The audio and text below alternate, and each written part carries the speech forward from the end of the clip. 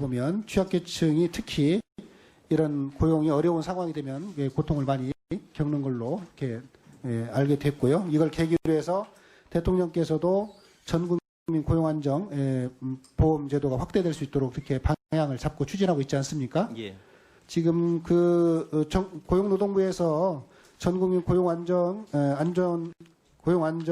제도가 좀 될 수 있도록 확대할 수 있도록 로드맵을 좀 짜고 있죠. 예. 됐나요?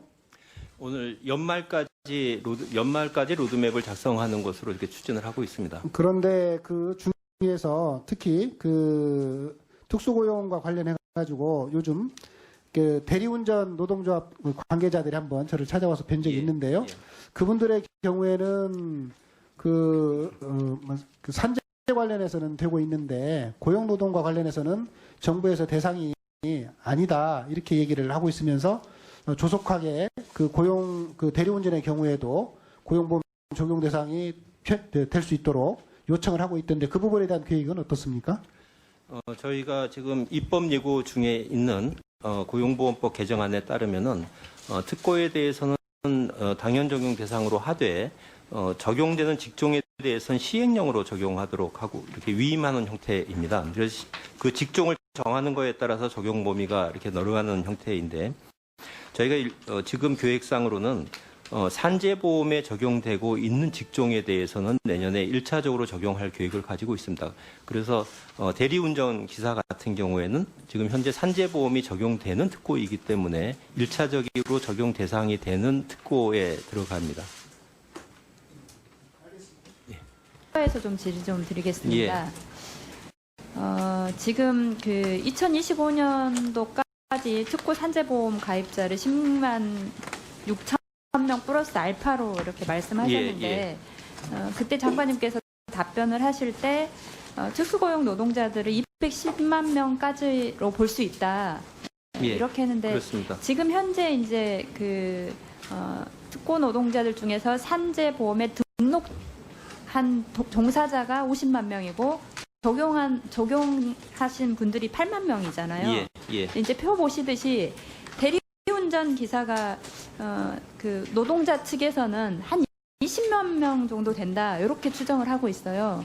그런데 이제 실제 등록 종사자는 13명이고 그리고 이제 대상자는 3명밖에 되지 않잖아요. 이런 문제나 그리고 이제 뒤에 또 보시면 이제 적용 제외 대상자는 이제 그 노동자하고 사용자하고 협의를 해서 가입할 것인지 말 것인지 이렇게 결정한다고 했는데 이렇게 표를 보시면 지금 그 에이스 로지스틱이라고 하는 주식회사에서 이제 이 적용이 되는데 총 보험료가 8만 원이에요. 그럼 사업주가 4만 원, 본인이 4만 원을 내야 되는데 이제 노동자한테 공문을 보내서 우리는 8만 원 다 못 내겠다. 4만 원 못 내겠으니까 네가 가입하려고 하면 그 사업주용까지 4만 원을 다 내고 가입해라. 이런 공문을 보냈어요. 그러니까 이제 적용대 대상자도 본인이 가입을 하고 싶어도 사업주가 그렇게 나오면 가입이 쉽지 않을 거란 말입니다. 그런데 우리가 이제 특고 노동자들의 산재를 확대하는 것은 이들이 실제로 산재에 많이 노출돼 있고 이 문제가 사회적인 문제이니 정부에서 보호하는 망에 포함시켜야 된다는 건데 이런 문제들을 비롯해서 노동자들이 많이 빠져 있는 문제를 어떻게 해결할 건지 이 문제와 관련해서 좀 고민이 필요하고요. 그리고 이제 PPT 5번을 보면 인적 경영 사업소득 원천 징수를 보면 지금 2014년에 뭐 기타 자영업자 뭐 까지를 포함해서 400만 명 정도였는데 2018년에 613만 명으로 213만 명이 증가를 했어요. 이제 증가한 거를 보면 음료 배달, 기타 자영업자, 물품 배달, 퀵 서비스 이쪽이 2배 이상 늘었고요. 인원수로 보면 기타 자영업자 163만 명 이렇게 해서 쭉 늘어났단 말이에요. 그러니까 저희가 계속 이제 그 어떤 특정한 사업에 대해서 하나씩 늘려가는 방식인데 이미 우리 사회는 그렇게 하기에는 너무 많이 변화가 있는 거죠. 그래서 특정할 수 없게 여러 가지 사업들이 늘어나고 그럴 때마다 계속 그런 특정한 업종을 늘릴 거냐라고 하면 그런 것은 계속 이제 정부가 행정이 뒤에 따라가는 거 아니냐.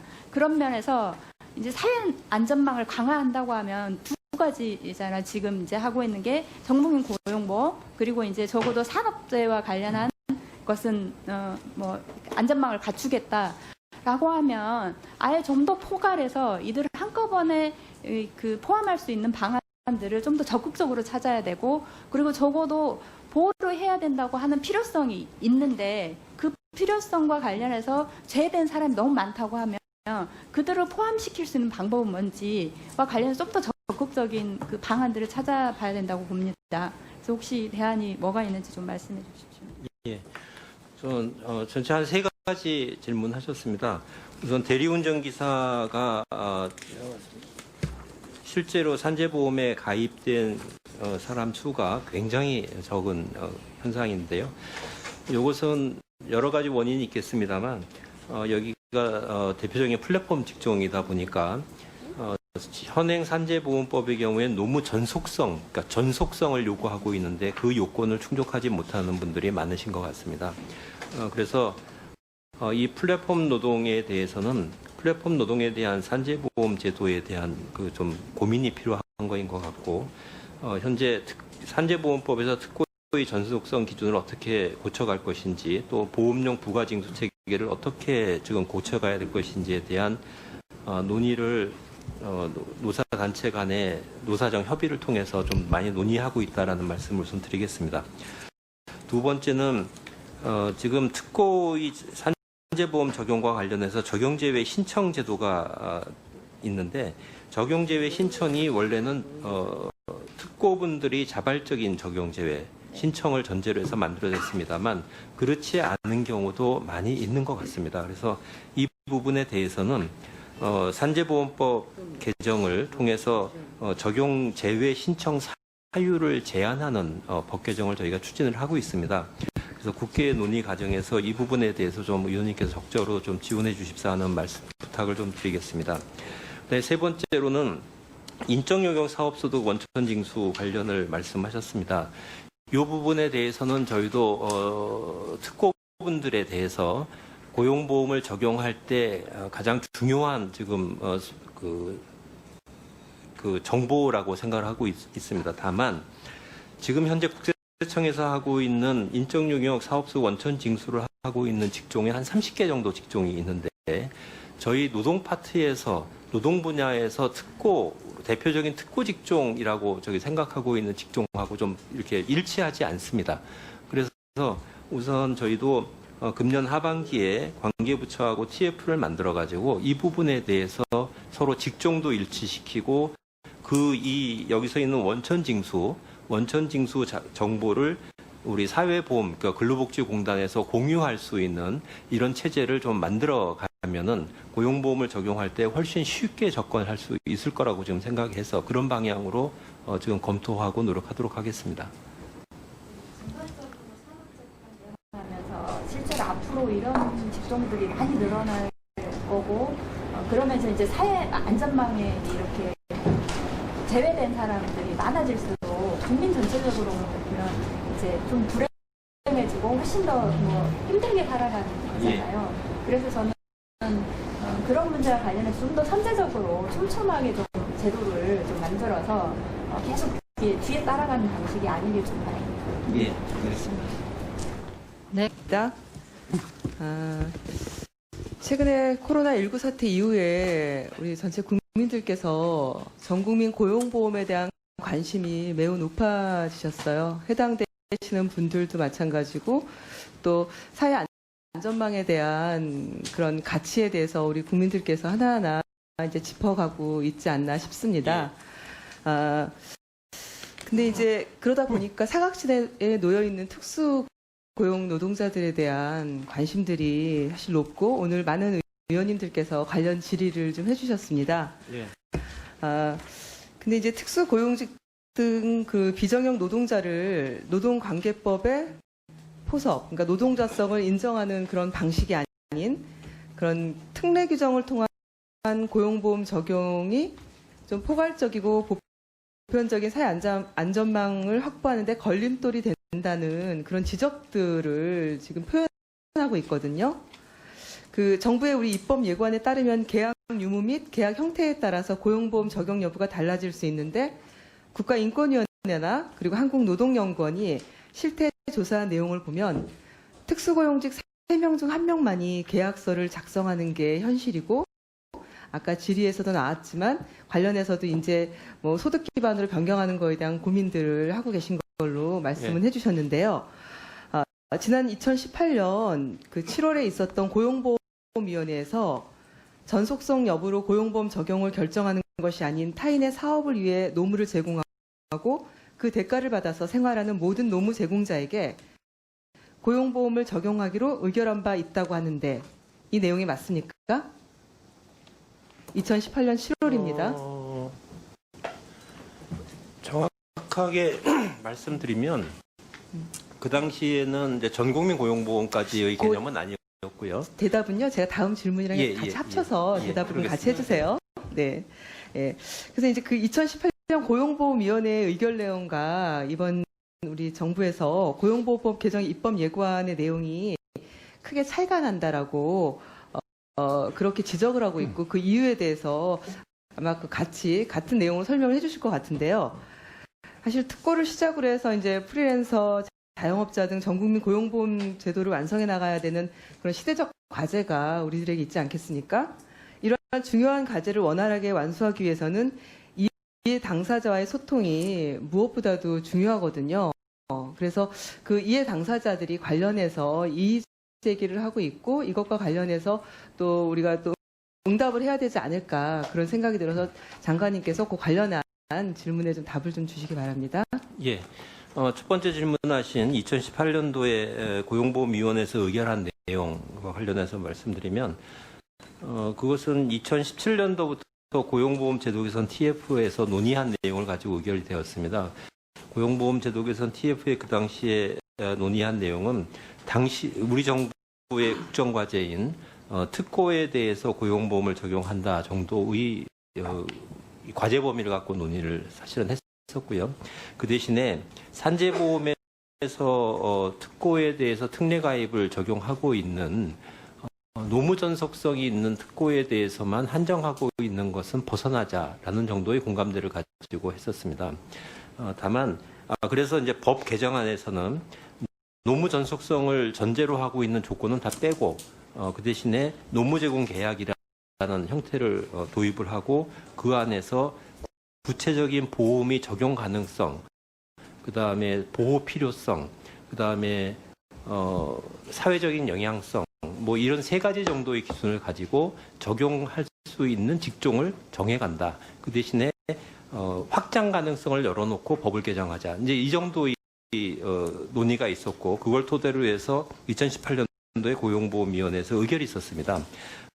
그래서 지금도 저희가 입법 예고하고 있는 안에서 노무 전속성을 전제로 하고 있지 않다라는 말씀을 드리겠습니다. 이 두 번째 질문과 관련해서는 그 당시에 의결한 내용하고 지금 입법 예고안이 크게가 차이가 난다라고 말씀하시는 분들이 아마 얘기하시는 것은 제가 추론하기에 그 당시에 2018년도의 의결 내용으로 하면 이 특고에 대한 고용보험 적용 조항을 특례의 장으로 빼질 않고 전체 고용보험 조문 안에다가 다 섞어 넣는 조문 형태를 구성했었는데 지금 입법 예고안은 특례의 장으로 뽑아낸 거에 대해서 얘기를 하시는 것 같습니다. 근데 저희가 그러면 왜 이걸 뽑아냈냐 하면 사실은 지난 20대 국회 때 2018년도에 고용보험위원회에서 의결된 내용대로 이 법안이 국회에 제출돼 있었었는데 그때 그 법안이 그렇게 구성을 하고 났더니 너무나 방대하고 너무나 조문이 어려워가지고 20대 국회에서 논의가 제대로 이루어지지를 못했다라는 점을 말씀드리겠습니다. 그래서 예술인의 경우에 그런 점 때문에 특례장으로 뽑아서 특례장을 규정을 했는데 저희도 그래서 입법 예고안도 그렇게 특례장으로 저희가 구성할 수밖에 없었다라는 말씀드리고 법 조문 체계상으로 보면 이것은 전체로 펼쳐놓거나 특례장으로 하나 법률적으로는 아무 의미가 없습니다. 차이가 없다라고 저희는 생각합니다. 그리고 아마 이렇게 얘기하시는 분들은 근로자의 개념과 특고의 개념을 같이 병렬적으로 이렇게 함으로써 나중에 노동자성을 인정받는데 더 이게 유리한 조건이 되지 않느냐라는 그런 생각을 하시는 것 같은데 저희는 그거는 관계가 없다고 생각을 합니다. 왜냐하면 지금의 경우에도 특고 중에서도 종속성이 인정되는 노무 제공 방식으로 일을 하시는 분들은 근로자성을 인정을 받는 것이고 그렇지 않으신 분들만 특고로 분류가 되는 것이기 때문에 그것은 특례장으로 하나 전체로 펼쳐놓나 그 입법적으로는 별 차이가 없다고 저희는 생각을 하고 있습니다. 정부에서는 올해 이제 예술인을 포함해서 내년 특고까지 특례를 통해서 확장하는 거에 대해서 나름대로 노력을 하고 계시지만 지금 위기 상황이기 때문에 어렵고 힘든 상황에서 좀 더 속도를 내야 되는 거 아니겠냐. 좀 더 노동자성을 강하게 부여해주고 또 가장 중요한 사회 안전망이라는 인식들이 지금 굉장히 많이 퍼져나가고 있는 것 같거든요. 그렇기 때문에 이거를 조금 더 광범위하게 이렇게 좀 정부가 좀 열심히 좀 해줘야 되지 않냐 이런 의미도 있는 것 같고요. 그리고 사실 저희가 이제 고용보험뿐만 아니라 과거에 기억하시겠지만 국민연금도 그렇고 건강보험도 그렇고 이렇게 연대보험적인 어떤 성격 같은 것들 이런 것들을 처음에 적용할 때 국민들께서 사실 오해를 갖는 경우도 있고 또 이거에 대한 사실 이해가 필요한 부분도 있거든요. 그래서 제가 생각하기에는 좀 고용노동부에서 고용보험과 관련해서 아까 여러 가지 또 지적된 부분들이 있었어요. 당연 가입자들도 가입이 안 돼 있는 부분도 있고 그렇다면 관련해서도 좀 더 많은 홍보를 해서 고용보험이 얼마나 그 실효적으로 위기의 노동자들에게 국민들께 일하는 국민들께 도움이 되는지 이런 것들을 좀 더 널리 좀 홍보도 좀 하시고 또 이렇게 좀 급하거든요. 다들 위기이기 때문에 예. 이거에 대해서도 충분히 이해 당사자와 논의를 좀 거쳐주시길 부탁드리겠습니다. 예, 그렇게 하겠습니다. 전 국민 고용보험을 말씀하신 이유, 고용노동부에서는 이제 특수고용노동자에 대한 여러 처우 개선에 앞장서 주신 부분에 대해서는 본의원도 완전 잘 이해하고 있습니다만, 특히 이제 지난 2019년 이 산업안전보건법을 전부 개정하면서 법의 목적을 근로자보다 큰 합의가 포함된 노무를 제공하는 사람으로 바꾸는 일을 해냈습니다. 그리고 이제 고용보험법 역시 이와 같은 개정을 앞두고 있는데 이러한 노고의 환경노동위원으로서 이 감사하다는 말씀을 드리겠습니다. 얼마 전 언제 본 의원실에 이 대리운전 기사들이 찾아왔었습니다. 물론 이제 특수고용자들이 고용보험법의 보호 안에 들어갈 수 있다는 데 대해서는 긍정적인 반응을 보였는데 하지만 언제 이분들이 표명하신 우려가 우리 이 법규상 계약을 체결한 노무 제공자만 포함하게 되어 이제 계약을 체결하지 않거나 가입 형태로 업무를 진행하는 특수고용 노동자는 법의 울타리 안에 들어가지 못한다는 것이었거든요. 알고 계세요? 예, 예. 그렇습니다. 또 한 업체에 전속되지 않고 여러 업체에 등록돼서 일하는 대리운전의 특성상 업체가 고용보험의 사업주로서 등록을 꺼린다는 것입니다. 이런 경우에 이제 대리운전 기사는 1인 자영업자로 고용보험에 등록해야 하는데 보험료가 이제 2배로 증가하는 문제가 생기겠죠. 제가 대리운전 기사를 예로 들었습니다만 이게 완전 대리운전 기사만의 문제가 아니라 여러 계층에서 이제 이러한 일들이 있을 텐데 4차 산업혁명의 핵심적 변화가 바로 플랫폼입니다. 따라서 앞으로도 수많은 플랫폼이 개발되고 이에 따라 수많은 특수고용자가 양산될 가능성이 커지거든요. 그 때문에 먼저 법규상 이러한 노동자들에 대한 세밀한 배려가 필요하지 않을까 본의원은 판단하고요.